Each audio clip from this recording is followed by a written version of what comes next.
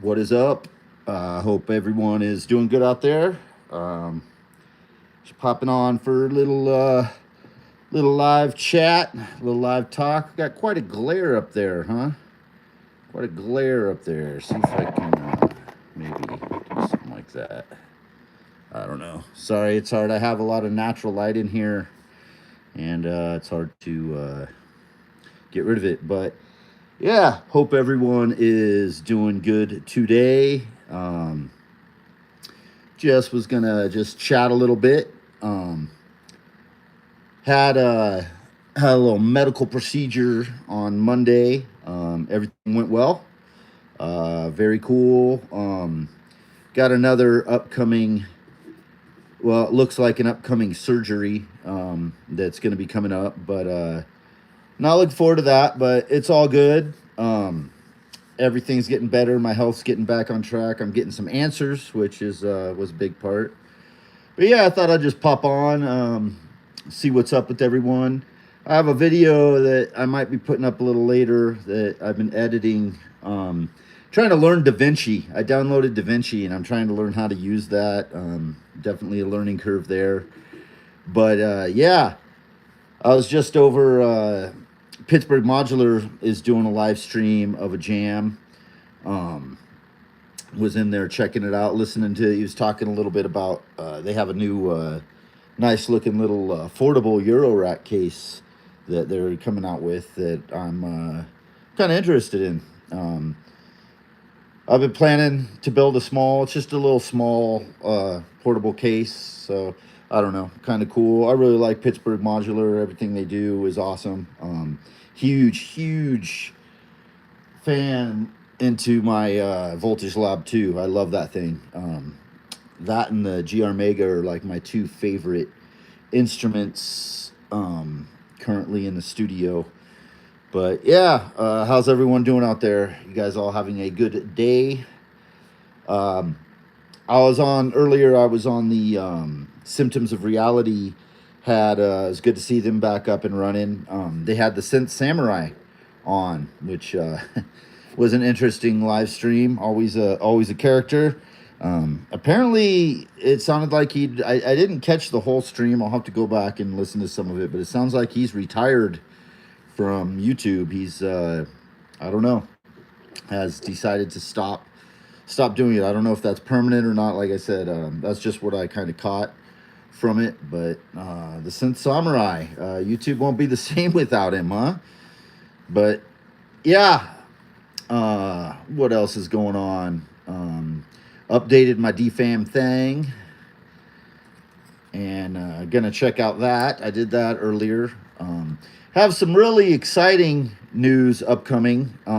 Some stuff in life that is absolutely super rad. I'm not gonna make the announcement yet. Not a huge big deal, but it's a big deal for me and my family. Some really good new opportunity here on the horizon for me. I'm quite hyped about. So we'll see how that all goes. But yeah, uh, I was looking more into the Electron Toneverk. It looked like I saw the machines one. I just saw he got one. Um, I don't think I'm gonna grab one, but I was thinking about the capabilities of what it does and the multi-sampling polyphonic thing. I mean, having a Waldorf Quantum, I don't really see how that's going to bring more to the table for me. But having it polyphonic and stuff, be cool. I could see down the road, grabbing one pair with the Octatrack or with the GR Mega. Uh, we'll see. I really like Electron stuff. I was watching EasyBot's stream the other day. Was that yesterday or the day before? And he mentioned there's some issues, some bugs and stuff, some things that it was nice to see him be honest about that and to state that even though he works with Electron, he's not going to be a shill, which I never thought EasyBot was a shill. But yeah. Hey, Banana and Sharky VR. What's up? Welcome. Spider, how you doing? I subbed. Oh, thank you. Appreciate it. Yeah, so the Toneverk looks it looks cool. It looks exciting. I know that's been the hype. Like I said, I'm not looking for any new gear anytime, but I'm just, I really like what Electron does. It looks exciting, it looks interesting. It looks like it could bring some stuff to the table for music production. You know me, if you follow this channel, I'm all about gear and music production and whatnot. So I'm asking you for just one song, brother, from Chit's Cat's Eyes. I'm begging you. A song. Well, there's lots of songs of mine up on the up on the channel, which is Zarajust. I don't have anything. I'm just on the phone right now. I don't have anything hooked up for sound through the phone. This is just a pop on live chat. But I've got lots and lots of music on the channel.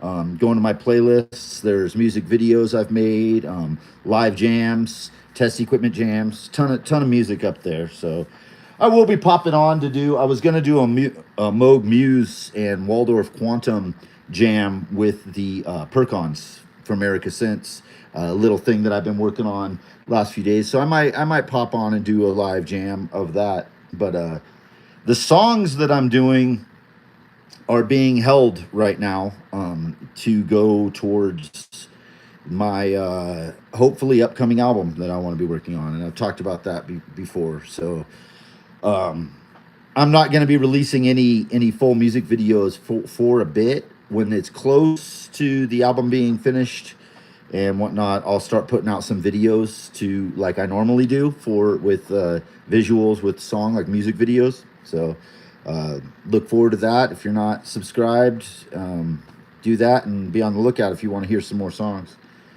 But yeah, man, the Toneverk, it's kind of intriguing me a little bit, because I've been thinking about parting with some of the Electron gear that I have that's older. I'll obviously be keeping the Octatrack. And I think I'm going to keep the Digitone 1. I don't think I'm going to be upgrading anytime soon to that.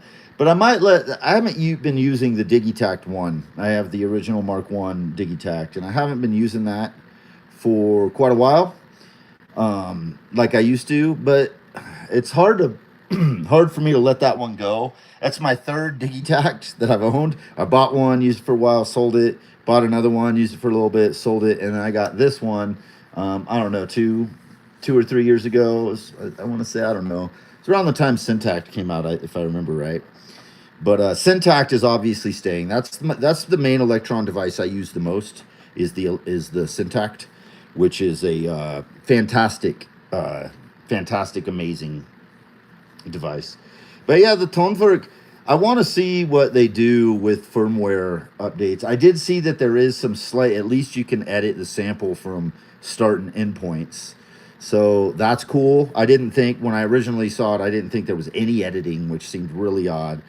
But I don't know. I'm going to watch some more videos on it and see. And I usually eye these things. I think I've bought all of my Electron gear used. I've never bought anything from Electron brand new.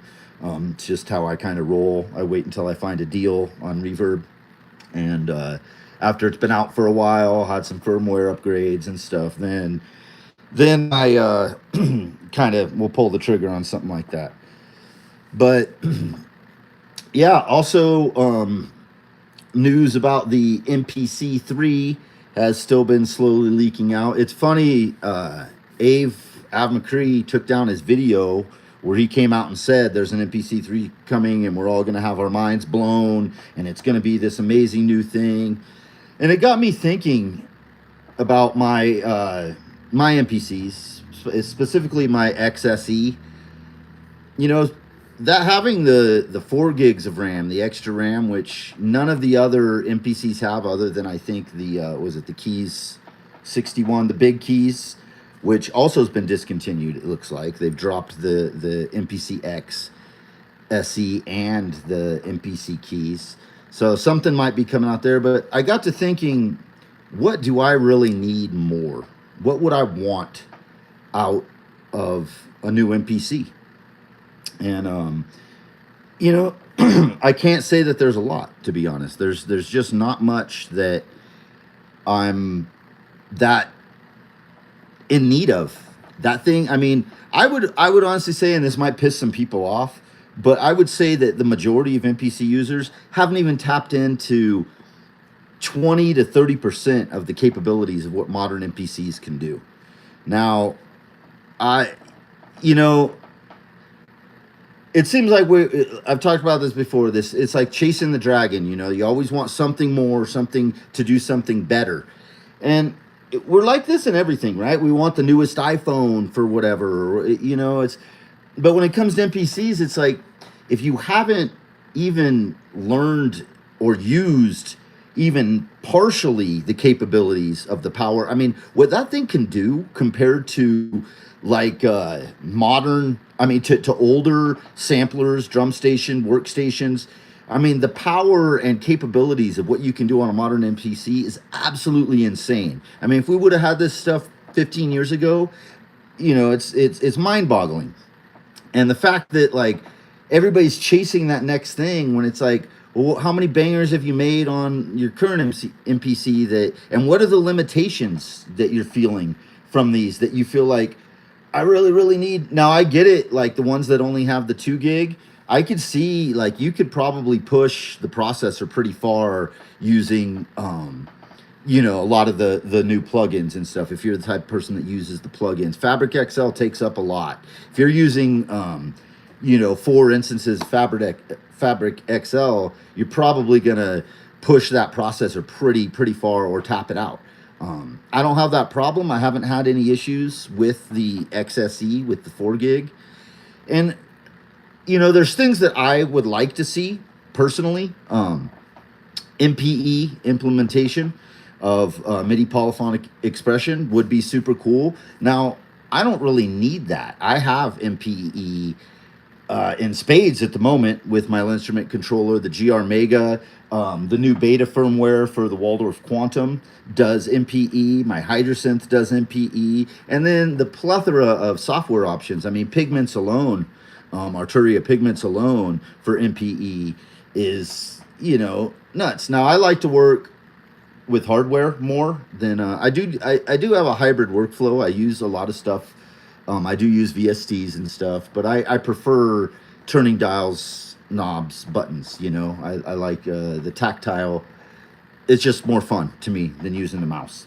But when it comes to other features, a mic input, okay, that's cool. I mean, first of all, alive isn't for me. That's not my thing. I don't need speakers. I don't take my stuff out of the studio.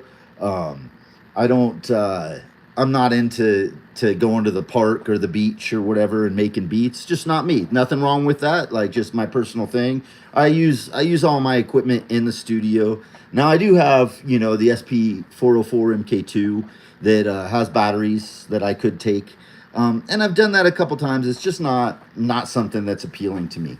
So, but I understand that's a huge thing for some people, is having it be portable.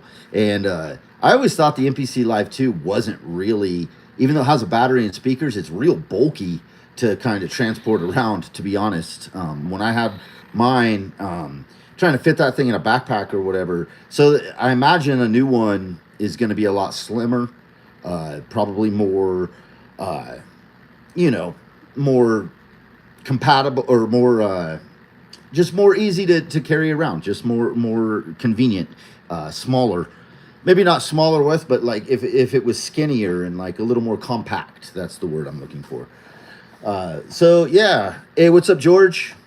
Shaco, welcome. How you guys doing? Yeah, just talking about MPCs and such. Talking about some gear and things, George. Hope you're doing good, man. Starting to cool off here. I don't know what it's like where you're at, but the weather, I like autumn's like the best time of year for when you work outside a lot for me. The summer it's too hot and we get really cold winters here. So, hey Simon, how you doing? Simon, great batch, everyone. The man, the myth. Welcome.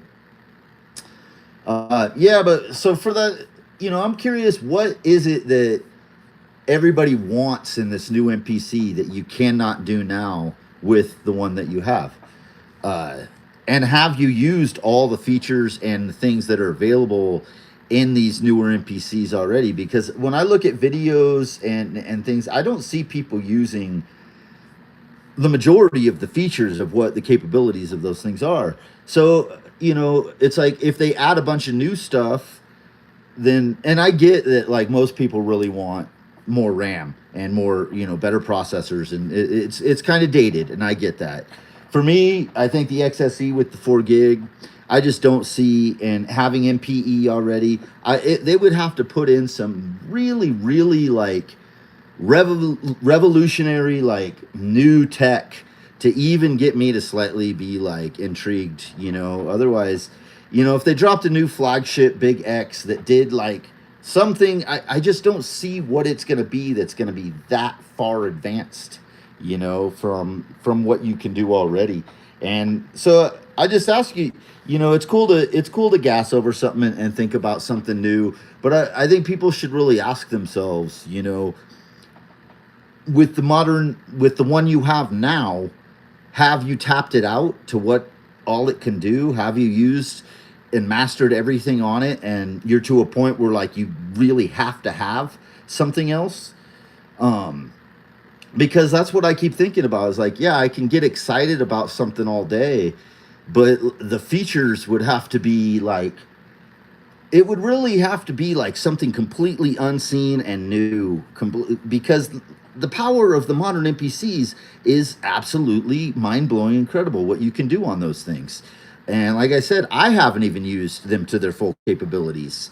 So you know, thinking about getting a new one, it's just like, what are they going to bring to the table? What and Akai, traditionally, I haven't seen them make that many advancements. I mean, they have, sure, 3.0 jumped up in advancements. We got disk streaming, which was a huge thing that I wanted.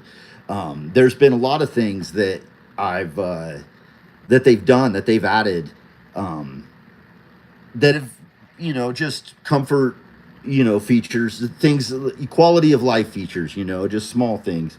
So yeah, I don't know. I mean, for people who are into the portable and the whole thing, I get it. Like, and you're pushing that processor real hard on your MPC Live right now, then yeah, it sounds like a no-brainer that you would want an upgrade to that. But for those of us who have like the X SE, it's like, man, it's got to be mind-blowing to even be like slightly even tempting, or to make me even get interested. Trusto, what's up, man? Great stream earlier. Good stuff. The Samurai. Yeah, that was a good one. If you guys aren't subscribed to Symptoms of Reality, they do a great live stream. Or they've been doing it every day for a year, and they're coming to an end, which I know they're stoked on, and I can't blame them. But go subscribe to their channel, check them out. They had the Synth Samurai on today. A lot of great people, good community over there. Some really, really talented, cool folks. So go over there and check it out. Check out Simon Greatbatch. Does amazing stuff. Great songs, great singer. Really, really cool stuff. Puts me in the roller disco sometimes.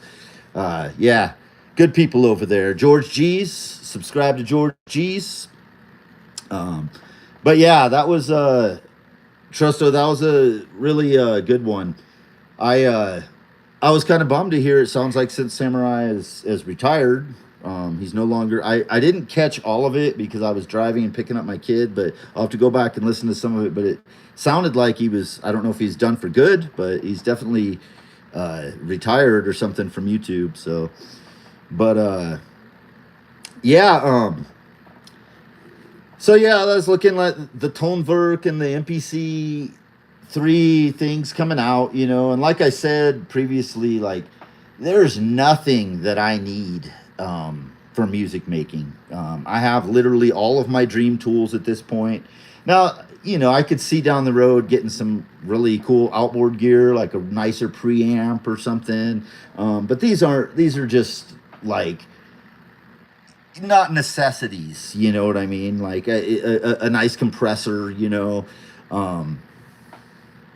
I don't after getting the Quantum and the GR Mega, it's like I feel now that the last few things that I wanted to add sound wise, i.e., granular especially, has been, fulfilled in spades. Like I have those bases covered, and now I'm finding there's things that the Quantum does. I was playing around last night with it. With the resonator, you can do physical modeling stuff on it that I was not aware of. Before getting it, I'd never looked that much into the resonator engine, but it's super, super cool. And obviously, it's just the Quantum is a forever machine of exploration. That thing is, the power in that thing is insane. So yeah, something like a new MPC, the Toneverk, these things. I like to look and I like to talk and research, and I get excited seeing other people, seeing the machines one got the Toneverk. I really want to see his workflow with that. I'd love to hear him sample his modular setups, his surge system, and his all his modular gear. I'd like to see how that works. I hope he does that, and I hope he does some videos and walkthroughs on that. Would be super cool. Let's see, thanks guys. Cheers to you, Simon. Would be great to have more audio tracks on the new MPC. Yes, Simon, that would be one of the main things for sure. I think more audio. I figure if they do a new one, they're gonna have to do that, aren't they? I don't see why they couldn't. If they do that, I don't know why they couldn't just do that in firmware for the MPC XSE. I don't know why with 4 gigs on that one that it couldn't handle. But that's been a complaint of mine on that machine since the beginning, is the limited audio tracks. At least you can mute the audio tracks now. That was a huge bummer for a long time. You couldn't even mute them like you could in the pad mute mode. At least they changed that, and they added disc streaming. That would be a great feature, and that's something I could definitely see. I think there would be enough of a, hopefully enough people requested it that they implement that. But yeah, for the Toneverk, I was talking to some people that seem to think that that's going to be Electron's new mid-tier size. So you're going to have the Diggies, then you're going to have the Toneverk size, and then they're still going to have the Octatrack, the Analog Rhythm and such. It was Analog 4, their flagship. So it's like a mid-tier. So that's interesting to think about. I don't know if that's going to be their new direction or not, but it was pretty cool to see EasyBot actually criticize it somewhat in his stream. Even though he said lots of positive things, point out some of the bugs and some of the features he'd like to see changed. I liked that, because most of the ones you see are from, I'm not going to call people shills, not these people, but they're, it's just that high praise, glowing, can do no wrong type of demos and stuff that we know how that goes. It's funny. You guys remember back in the day infomercials, right? There would be infomercials like on late night TV and stuff. YouTube is the modern infomercial. Like somebody gets a piece of gear, the way they demonstrate it, they've just found a way to make it look nicer. Infomercials used to be extremely cheesy, if you guys remember those. Like, it'd be like super crappy filming, editing, voiceovers, and this product, blah, blah, blah. Like most of them were really, really bad and super cheesy. And YouTube's kind of like replaced that and become, a fancy way to show something. Yeah, the shillbillies, as the Synth Samurai would say. But, yeah, I don't know. That Pittsburgh modular stream that they're doing is cool. I probably might jump back over there. My brother's making us all tacos tonight. I'm going to have a taco night, so hyped on some tacos. Man, I couldn't eat for like 2 days before that medical procedure. So like then the next day my stomach was all shrunken, so I could like barely eat much. So now I'm like ready to get back to doing some grubbing. But yeah, I got some really, really exciting, amazing news today that I'm going to wait. I'm going to hold off just a little bit to make sure. It is for sure, but there's some things that need to go through before it's 1,000% for sure. But it's incredible news for my family and I, and kind of what I've been working for and towards for years and years, and it's finally coming to fruition. And I'm pretty stoked. Sorry, I'm being vague about it. I just don't want to jinx it. I've found before in the past when you talk about some things like and you're too excited that they're going to happen that sometimes they don't, and then you're kind of a dumbass for letting the cat out of the bag before the well, you know what I mean. But yeah, it's pretty damn exciting, and if you work hard and you really try for something and stay dedicated, then good things can happen. A lot of people are really down and out right now and divided and all these things. And sometimes I don't know how everyone has time to keep up with everything. Me, I've had this downtime with these medical issues lately, and have had more time to pay attention and whatnot. And I find that just the more I pay attention, the more it's just kind of just is makes me not feel good about things or about people or the world. And what's up, Eric? Erky? I'm not sure how to say that, bro. 3 days clean from alcohol. Hey, good for you. Good for you. If you're trying to quit drinking, then all the best. 3 days is huge if you were a heavy drinker. I know from my past, I used to drink a lot, and that's a big deal. So congratulations. Keep at it. If you start to feel really good and healthy.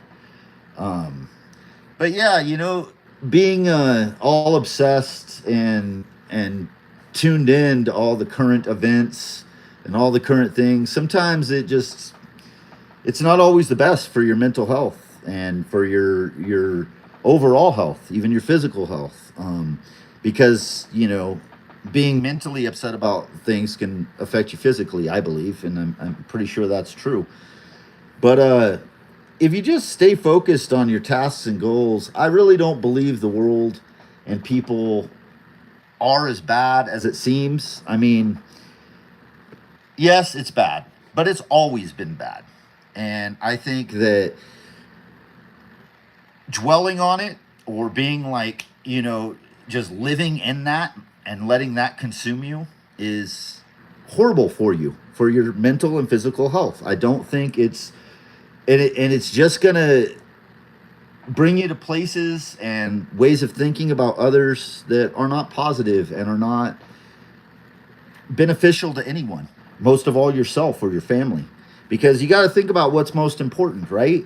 And that should be your family, your friends, being, staying productive and being like having a focus, having goals, going on walks, being physical, working out, doing your, like being, I feel like I've been gaining a lot of weight since I've been on this last month and a couple months of not being doing well. I have not been as physical as I normally am and out of my normal routines.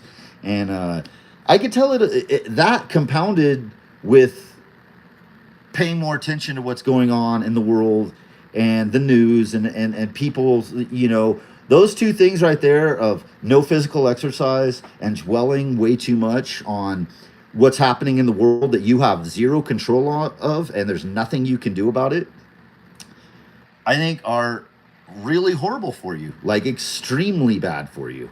So, hey, what's up, Warheart Arts? Thanks for joining in, man. Good to see you.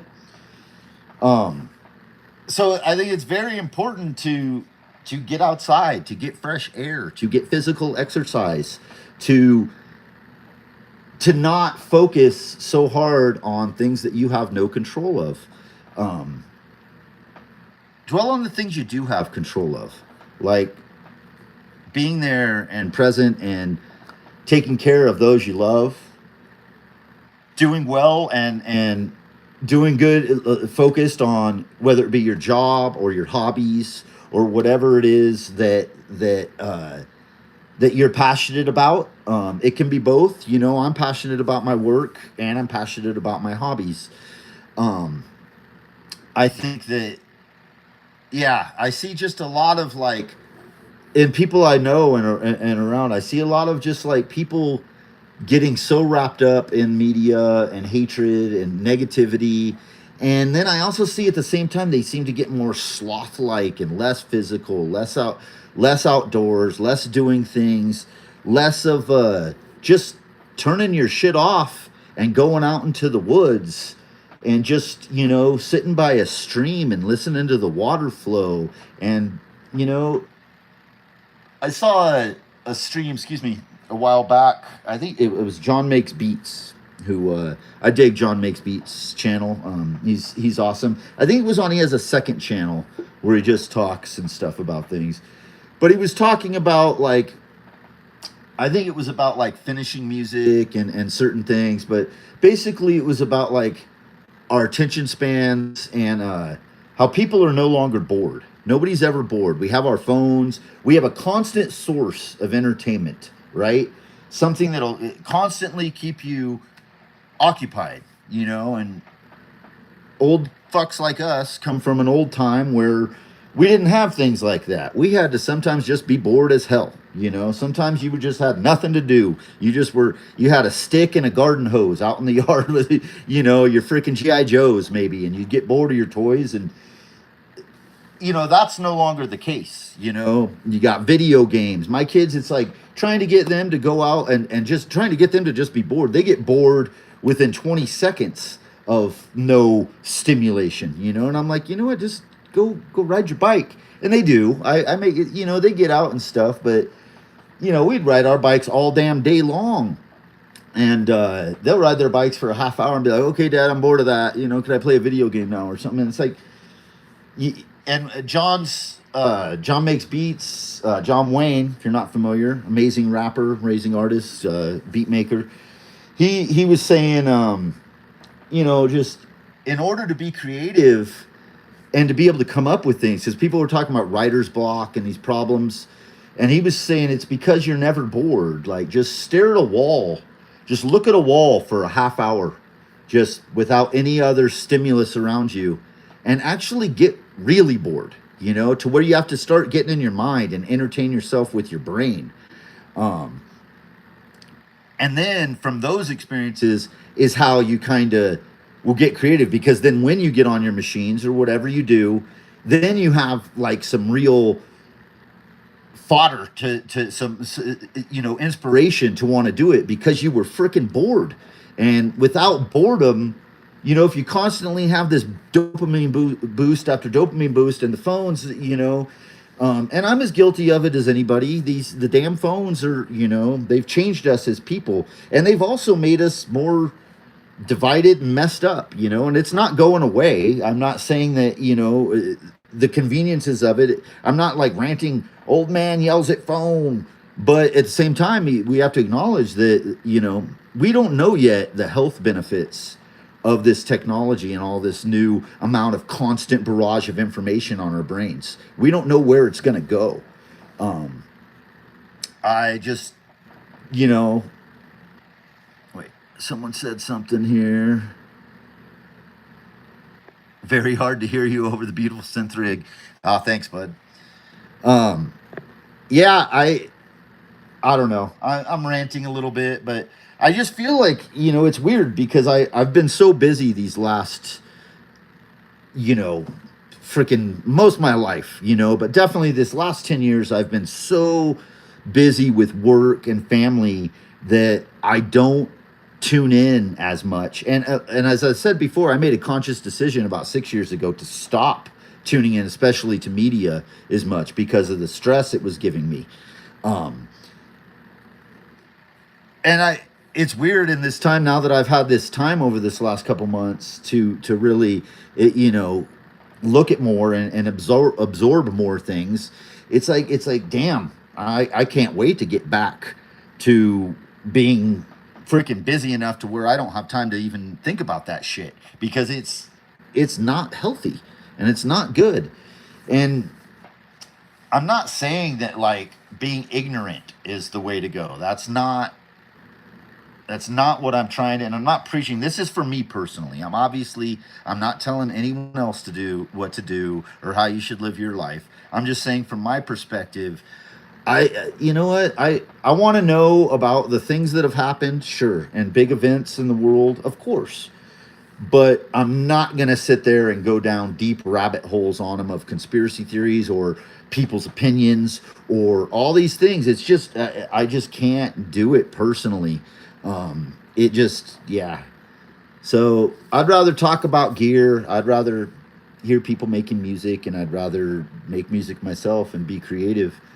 But I'm pretty hyped on this upcoming into this new year. There's some really, really great things on the horizon for me, and it sounds like I'll have more free time than I have had in a number of years, and be able to be doing better, um, both financially and in all ways. So I'm pretty damn excited about the upcoming year and what's going to go on.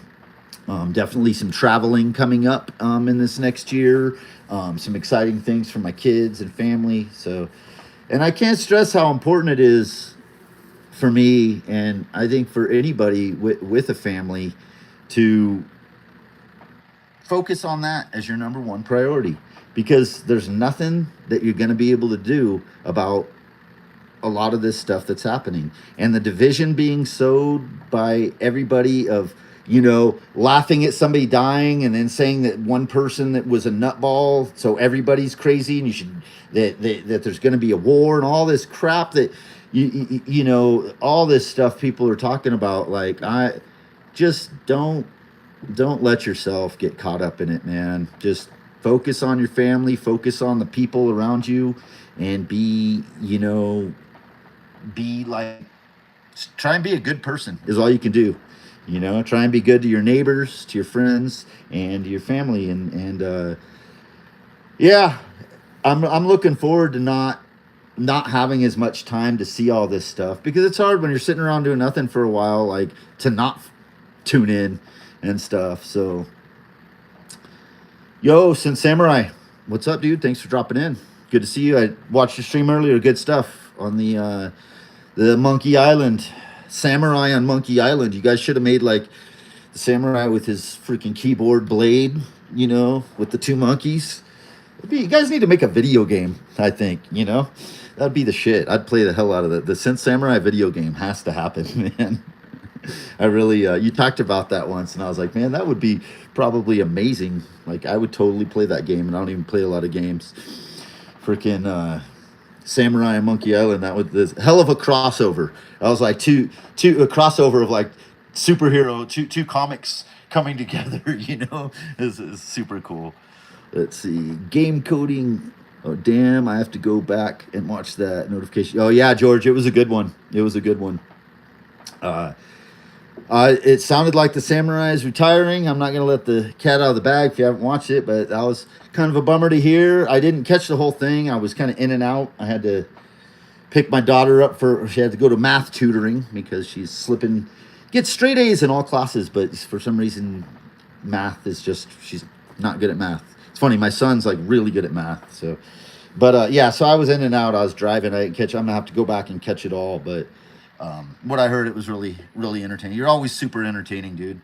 And not having you around making your stuff is, yeah, you're going to be strongly, heavily missed. The community. You've built something really cool, Samurai. That I remember when I first discovered your channel. Remember, I made a video of it like over a year ago about, like, I was like, what is up with this dude? I was like, I forget what I said about it, but I'd come around. I was like, at first I didn't like it, but then like I came around, I was like, I saw that it was humor, because at first I thought you were trying to be serious, on some of that. And I was like, I just didn't understand what was going on. But to see what you've done, and the community you built, it's you should be proud, dude, of what you've done. And Mayweather retirement. Game coding kind of advanced, I think. Yeah, retirement is when you get to make more music, not less, where Hard Art says. True. Oh, thanks, Samurai. Yeah. Yeah, dude, you're gonna be heavily missed, man. And like, I really think that I saw a sea change in the shills, in the synthfluencer, shillbilly, whatever you want to call, community.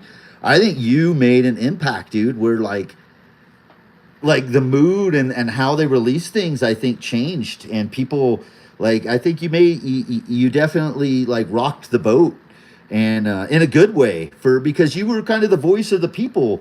And I know like you were right what you were saying about the Behringer, um, the Behringer,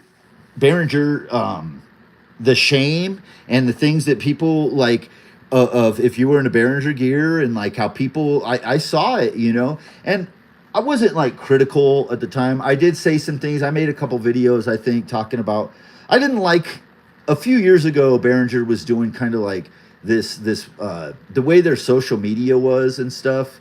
There was some like I thought some of it was kind of weird, but I don't know. Since then, I've fully come around. After I got the 2600, I was like, their synthesizers are absolutely. I mean, this is freaking amazing. I have an ARP 2600. You know, something like a total dream piece that I never imagined I would possibly own. And then you know, I got the vocoder VC340 right here. I absolutely love it. The Cobalt expander.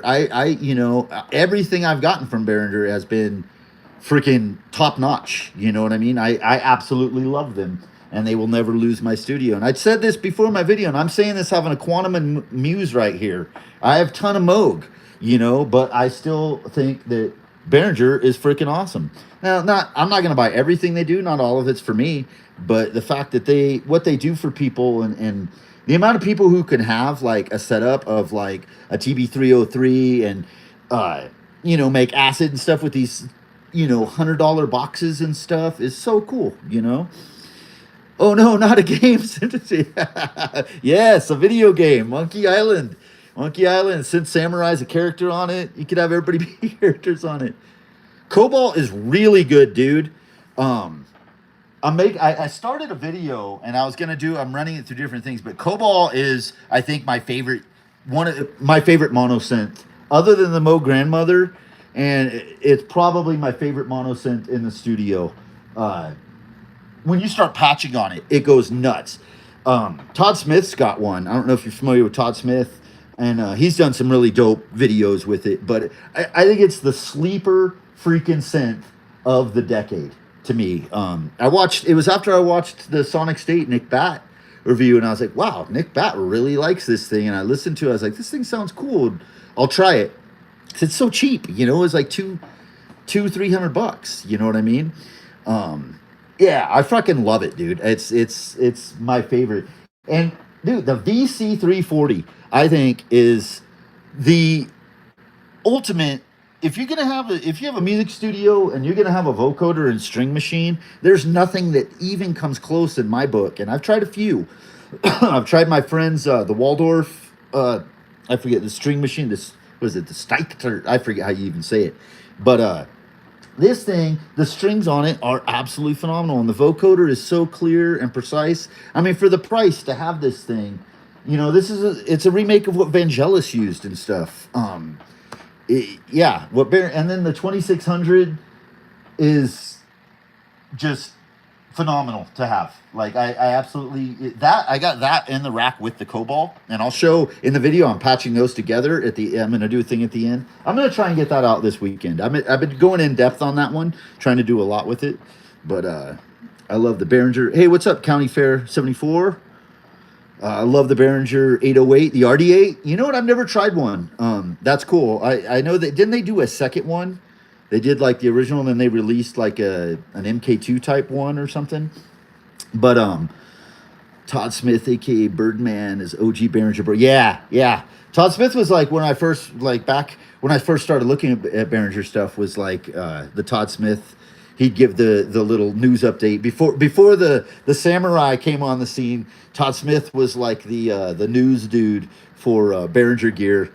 Super nice guy. Freaking Synthpunk went in hard on him. Like made tons of videos making fun of him and stuff. And which yeah, we won't get into that subject. But yeah, the Cobalt, man, paired with the 2600 is beast mode. It's just gnarly territory you can get into. I got the KeyStep Pro that I'm using to control it. But yeah, man, I missed a Cobalt a while back for 125. Man, that's a steal. Steal. Todd Smith is definitely a Behringer bro. For sure. Yeah. He's one of the OG Behringer bros, indeed. See, I understand Behringer makes. Hey, what's up, Edivaldo Loreno? Hopefully I said that right. Edivaldo? Uh, Jamp. Okay. I understand Breakinger makes sense stuff, but I avoid their audio gear. You know, Warheart, I know I've had Behringer stuff that I still have from over 20 years ago. I have a mixer, a small mixer, like 8 channel, that I've had since like, I bought it in like 2002, 2003 maybe. So, over 20 years. And it's still a tank, man. No issues whatsoever. I was using it with my test equipment setup for years. And yeah, no issues whatsoever. I had one of their a bass head when I was playing bass in bands. I used a Behringer bass head because it's all I could afford at the time, and that thing was awesome. Sounded great. I eventually ended up upgrading to like an Ampeg head, but for the time, I have no complaints. And in fact, the person I sold it to in Phoenix still has it to this day and has it in their studio, and it's still working. So I've never had a single issue. I have 2 of their rack compressor rack units, a compressor and the Virtualizer Pro effects unit, and they both work killer. Is it the best compressor ever? No, but it works for what it does. I pump drums through there. It does. It's not bad, especially for next to nothing in price. It was like $100 or something. And the Virtualizer Pro actually has the reverbs aren't that great in it, but it has some good delays. It's got a nice lo-fi effect. It's got some actually decent effects in it. If you could find one for like, I think you could find them for like 40, $50 now. It's not a bad thing to grab to just have some extra effects. So I don't think that there's anything I've ever tried from Behringer that has been faulty or broke. So, but I've heard of a lot of people that had issues. I think it was their mixers, like around the 2010s or something like that. I had a buddy who's broke after a short time. But let's see here.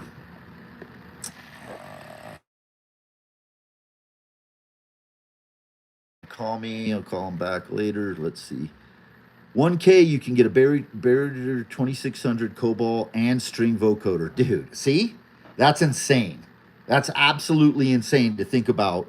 Think about just like 10 years ago, if you could have an ART 2600. The Cobalt is the originals are way, way rare. Like, and the expander is dope. I hope they do the other one. There's another unit, and I'm really hoping they do it. There's still some things that they announced that I really want to see. I know they talked about doing a Buchla easel, which I would love to see that. If it was even like partially as good as the 2600, I would buy that in a heartbeat. And then there's a few other things. What was the other one? Remember like about 3-4 years ago, they announced just like hundreds of things. We're still waiting on that CS80. I don't know what the long holdup on that is, but there's some things I'd still consider getting from them. I'm pretty picky on what I get in general. But with Behringer, they have so many products now. They're killing it. There's nothing, and I know people have their issues. And people were all. I remember I was watching around the time of the Peter Kern thing and how everybody freaked on that, and whatever. That's I have ethical issues with every major corporation, Apple and Samsung, and freaking every big corporation has some questionable things they do. None of that shit bothered me. The key step thing was a little weird, I'll admit. When that came out, I was like, okay, that's weird because it's only like $10 difference in price. So that one was kind of bizarre. The rest of them I get, they're way cheaper, so they're offering something. People say they killed Moog, and the reason Moog had to get sold, I don't know. And if so, then maybe Moog should have lowered their prices. You know what I mean? If they tried to compete. So I'm not going to get into any of that stuff. Let's see. George says, I have some audio gear of Behringer's, and they all work well. See? Let's see. Simon says, I have the XR18 mixer 8 years now, and it's amazing. There you go. Warhart says, I had their older tube preamps and compressors and speakers at different time. They all failed pretty shortly. Huh. Interesting. Yeah, I've never had a single issue. I don't know. Did you get them brand new? Yeah, I know that there was quality issues for sure. At a time, that was Behringer was known for having quality issues for a long time.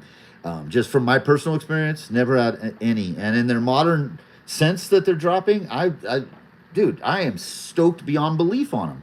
They are my favorite. You can't tell I have the vocoder out front and center over everything because I've been using this on a song, and running things through it, running drums. It's got an input, so you can use the vocoder, run things through it.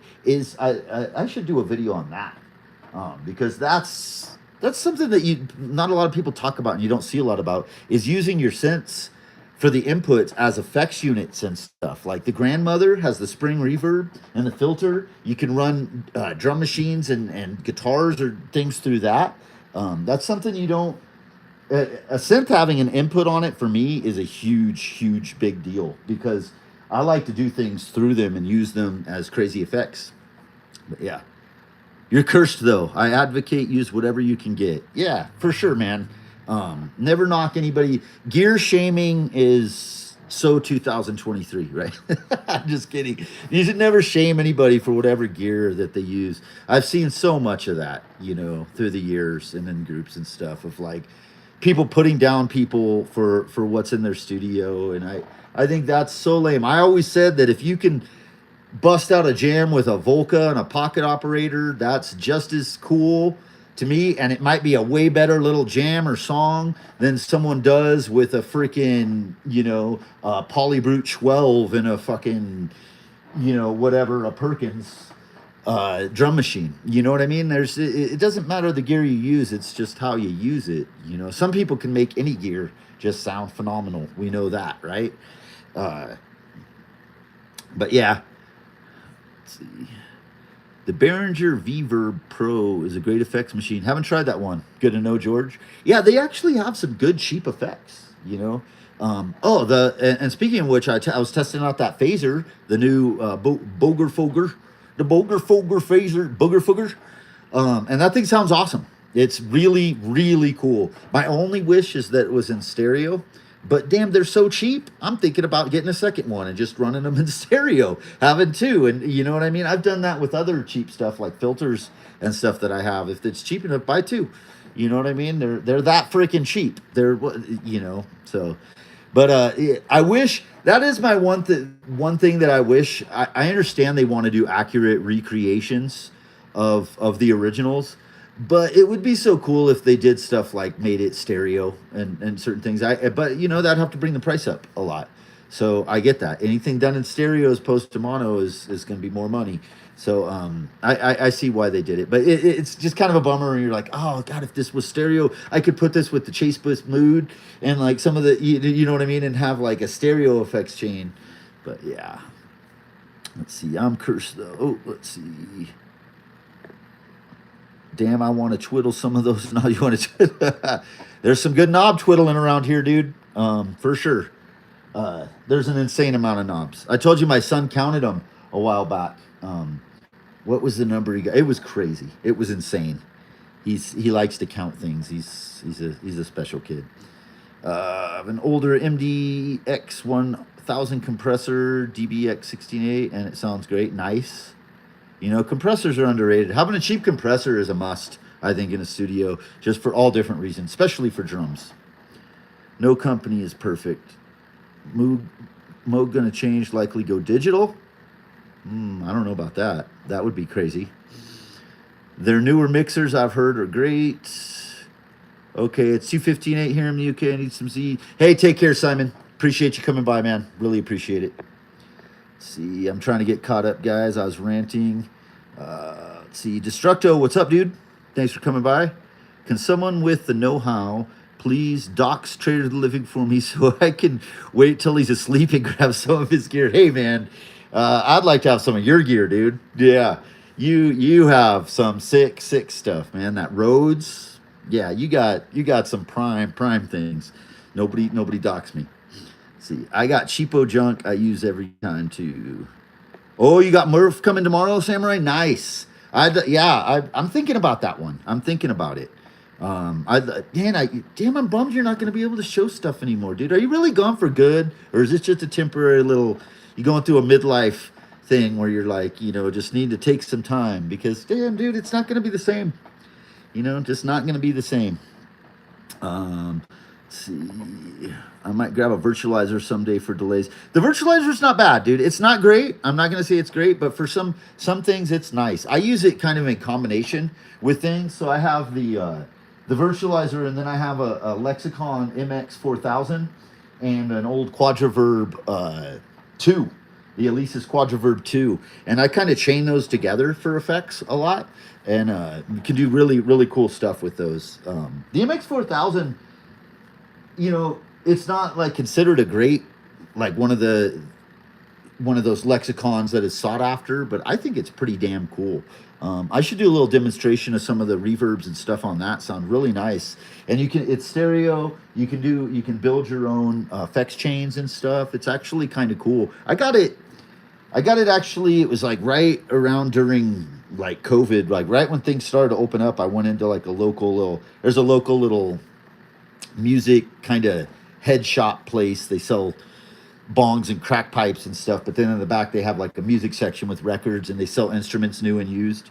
And he had that MX4000 in there, and I was like, he wanted, I think, 150 for it, and I was like, I think I offered him $100, and he thought about it for a minute. Big old fat guy. We'll never go down on his records. Can never talk him down on his records. But he ended up giving me to $100, and they've gone up a little bit. Looks like they're around like 250 or something now. But yeah, he'll have like scratched up ass records that like it'll be a good record, but all scratched and the covers all beat, and then he'll want like the full price on Discogs for it. And I'm like, dude, just because a mint condition one's going for this doesn't mean this one's worth it. So I hate it because he has like great records in there, but he wants like way too much for him. So Warm Audio has their versions of those pedals as well. Yeah. Then again, Warm Audio clones a lot of stuff. You know what? Yeah. There's a few things I've looked at from Warm Audio that I'd consider getting. Some of their rack mount gear. You might see some of that in this next year. That's like the only stuff I'm gonna buy. I know there might be one or two instruments you see in the next year, but nothing big like the Muse and stuff. Those were big, huge things for me, guys, to get those. I buy things, but it's normally like sub 1,000. I'm not like the type of guy who drops that kind of money, but these were things I wanted, and so let's see. Tactical MIDI, welcome. Thank you for dropping in. We're Hard Arts. I can't understand why guitar pedals claim to be LAT2A or something when it's nothing like one. Yeah, you know what? That's speaking of Behringer earlier. It's funny because people get so upset about the clones on that, right? But look at the clones on pedals and in guitars, in the guitar world and the effects world of guitar effects. The cloning is like the clone of the clone of the clone of the clone, and nobody seems to get pissed off about that. You notice that? It's only when someone does a freaking 2600 or a mini Moog that people are like, it doesn't sound anything like a real mini Moog, like, yeah, okay, you want to go spend $5K on something, then do it, but don't try and knock anybody who got almost 99% of that sound for $200-300, like, yeah, can't.